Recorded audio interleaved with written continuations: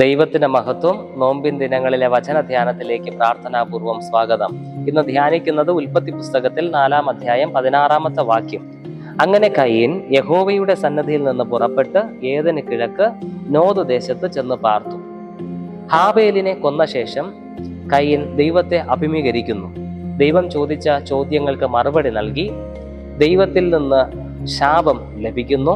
ശേഷം ദൈവത്തിന്റെ സന്നിധി വിട്ട് പുറപ്പെട്ട് നോദ് ദേശത്തിലേക്ക് പോകുന്നു. നോദ് എന്നതിന് അലച്ചിൽ എന്നർത്ഥമുണ്ട്.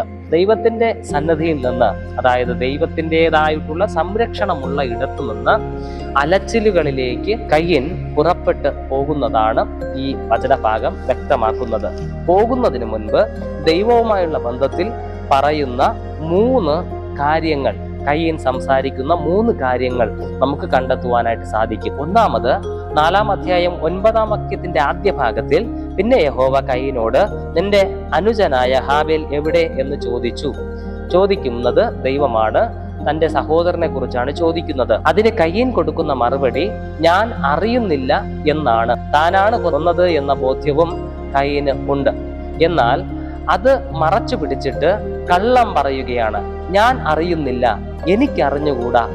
ഇത് നിലനിൽപ്പിന് വേണ്ടി എന്ന് നമുക്ക് ഒരു പക്ഷേ മനസ്സിലാക്കുവാനായിട്ട് സാധിക്കും. നിലനിൽപ്പിന് വേണ്ടി പറയുകയാണ്.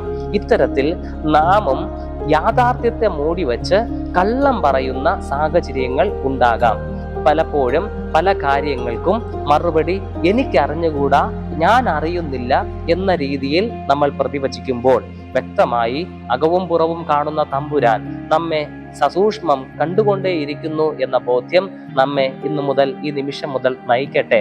അങ്ങനെ തന്നോട് ചോദിച്ച ആ ചോദ്യത്തിന്, അനുജൻ എവിടെ എന്ന് ചോദിച്ച ചോദ്യത്തിന് വ്യക്തമായ ഉത്തരം കൊടുക്കാതെ കള്ളം പറഞ്ഞത് കാരണമാണ് കയീൻ നോദ് എന്ന അലച്ചിലേക്ക് എടുത്തെറിയപ്പെടുന്നത്, അല്ലെങ്കിൽ പുറപ്പെട്ടു പോകേണ്ടി വരുന്നത്.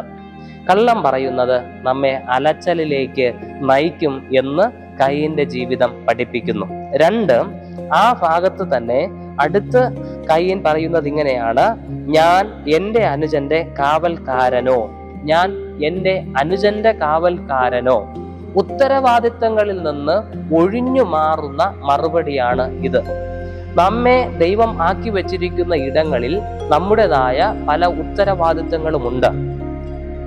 ഇത് എനിക്ക് ബാധകമല്ല, എൻ്റെ കാര്യമാണോ, അല്ലെങ്കിൽ ഇതെന്നെ ബാധിക്കുന്നതല്ല എന്നുള്ള രീതിയിലുള്ള മറുപടികൾ പല കാര്യങ്ങളിലും നാമും പറയാറുണ്ട്. നമ്മെ ഏൽപ്പിച്ചിരിക്കുന്ന കാര്യങ്ങളിൽ നാം ഉത്തരവാദിത്ത ബോധത്തോടുകൂടെ പെരുമാറാതെ ഒഴിഞ്ഞു മാറുന്നത് അലച്ചലിലേക്ക് നമ്മെ നയിക്കുമെന്ന് കയീന്റെ ജീവിതം പഠിപ്പിക്കുന്നു. നമ്മുടെ ജീവിതത്തിൽ ദൈവം നമ്മെ ഏൽപ്പിച്ചിരിക്കുന്ന ഉത്തരവാദിത്തങ്ങളുടെ തലങ്ങളിൽ ഒഴിഞ്ഞു മാറാതെ അത് നിവർത്തിക്കുവാനായിട്ട് നമുക്ക് കഴിയണം. അപ്പൻ, അമ്മ അവരുടെ ഉത്തരവാദിത്വം നിറവേറ്റേണ്ടതുണ്ട്. അതിൽ നിന്ന് ഒഴിഞ്ഞു മാറാതെ ഞാൻ ഇത് ചെയ്യാൻ എന്താണ് ആവശ്യം എന്ന് മറുചോദ്യം ചോദിച്ച് നിൽക്കാതെ, പലപ്പോഴും നമ്മുടെ ജീവിതങ്ങളിൽ, പ്രത്യേകിച്ച് തലമുറകളുടെ ഇടയിൽ പ്രത്യേകിച്ച് ഒക്കെ കാണുന്ന ഒരു അനുഭവം ഇത്തരത്തിലാണ്. മറുചോദ്യം ഉന്നയിച്ചുകൊണ്ട് നിൽക്കുന്ന അനുഭവങ്ങൾ. അത് ദൈവസന്നിധിയിൽ കയീന്റെ ജീവിതവുമായി ബന്ധപ്പെടുത്തി പഠിക്കുമ്പോൾ കയീനെ ഇത്തരത്തിൽ മറുചോദ്യം ചോദിച്ച് ഉത്തരവാദിത്തത്തിൽ നിന്ന് ഒഴിഞ്ഞു നിൽക്കുന്ന അനുഭവം അലച്ചിലിലേക്ക് നയിക്കുന്നതായിട്ട് നമുക്ക് കാണുവാൻ സാധിക്കും. പിന്നെ കയീനുള്ള ശാപം കൊടുക്കുകയാണ്. കൃഷിയിൽ വീര്യം നഷ്ടമാകുമെന്നും ഭൂമിയിൽ ഉഴന്നു നടക്കുന്നവനാകുമെന്നും ദൈവം ശപിക്കുകയാണ്. ഇതിനൊക്കെ മറുപടിയായി കയീൻ പറയുന്ന ഒരു വാക്യം കൂടെ നമുക്ക് കാണുവാൻ സാധിക്കും: എൻ്റെ കുറ്റം പൊറുപ്പാൻ കഴിയുന്നതിനേക്കാൾ വലിയതാകുന്നു.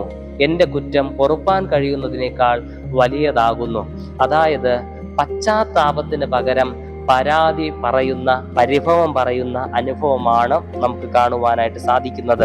14-ാം വാക്യത്തിൽ ഇങ്ങനെ പറയുന്നു: ഇതാ നീ ഇന്ന് എന്നെ ആട്ടിക്കളയുന്നു, ഞാൻ തിരുസന്നിധി വിട്ട് ഒളിച്ച് ഭൂമിയിൽ ഉഴന്നലയുന്നവൻ ആകും, ആരെങ്കിലും എന്നെ കണ്ടാൽ എന്നെ കൊല്ലും എന്നുള്ള പിറുപിറുപ്പുകള് പറയുന്നത് കാണുവാനായിട്ട് സാധിക്കും. പശ്ചാത്താപമോ അനുതാപത്തിന്റെ വാക്കുകളോ അല്ല കയീന്റെ നാവിൽ നിന്ന്, അധരത്തിൽ നിന്ന് പുറപ്പെട്ടത്.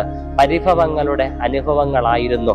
അവന് വഹിക്കാവുന്നതിലും അധികമാണ് ഈ ശിക്ഷ എന്നും ശിക്ഷ വലുതായി പോയി എന്നും ഉള്ള പരിഭവം അവൻ നിരത്തി വയ്ക്കുകയാണ്.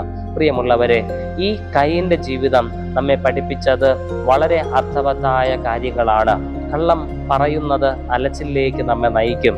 അതോടൊപ്പം ഉത്തരവാദിത്തങ്ങളിൽ നിന്ന് ഒഴിഞ്ഞു മാറി മറുചോദ്യം ചോദിച്ചു നിൽക്കുന്നത് നമ്മെ അലച്ചിലേക്ക് നയിക്കും. തമ്പുരാൻ നമ്മെ ബാലശിക്ഷ കഴിക്കുമ്പോൾ അതിനെ മറുചോദ്യം ചെയ്തുകൊണ്ട് പരിഭവം പറഞ്ഞുകൊണ്ട് ദൈവസന്നിധിയിൽ നിൽക്കുന്നതും വിനയപ്പെടാതിരിക്കുന്നതും നമ്മെ അലച്ചിലേക്ക് നയിക്കും എന്ന് മനസ്സിലാക്കുക. ദൈവം നമുക്ക് അനുതപിക്കുവാനും പശ്ചാത്തപിക്കുവാനും അവസരങ്ങൾ ഒരുക്കുന്നുണ്ട്. എന്നാൽ അത് പ്രാർത്ഥനാപൂർവം വിനയത്തോടെ ഏറ്റെടുക്കുവാൻ നമുക്ക് കഴിയുന്നുണ്ടോ എന്ന് ചിന്തിക്കുക. അത് ദൈവം നൽകുന്ന അവസരമാണ്. ദൈവം വച്ചിരിക്കുന്ന കൃപയുടെ ആ വാതിൽ അടഞ്ഞാൽ പ്രിയമുള്ളവരെ തക്കതായ ശിക്ഷ നാം അനുഭവിക്കേണ്ടി വരും. അതുകൊണ്ട് ദൈവസന്നിധിയിൽ വിനയത്തോടെയുള്ള ഒരു ജീവിതം നയിപ്പാനായിട്ട് നമുക്ക് കഴിയട്ടെ. അലച്ചലിന്റെ ഇടങ്ങളിൽ നിന്ന് നമുക്ക് ദൈവത്തിന്റെ സന്നിധിയിലേക്ക് മടങ്ങി വരാം, ദൈവത്തോട് അടുത്തു വരാം. അതിന് ദൈവം സഹായിക്കട്ടെ. നമുക്ക് പ്രാർത്ഥിക്കാം. പരിശുദ്ധനായ കർത്താവേ, കയീന്റെ ജീവിതത്തിലൂടെ ഞങ്ങളെ പഠിപ്പിച്ച കൃപയ്ക്ക് നന്ദി. ഞങ്ങൾ പലപ്പോഴും നിന്റെ സാന്നിധ്യമുള്ള ഇടത്തു നിന്ന് അലച്ചലിലേക്ക് ഇറങ്ങി തിരിച്ചവരാണ്.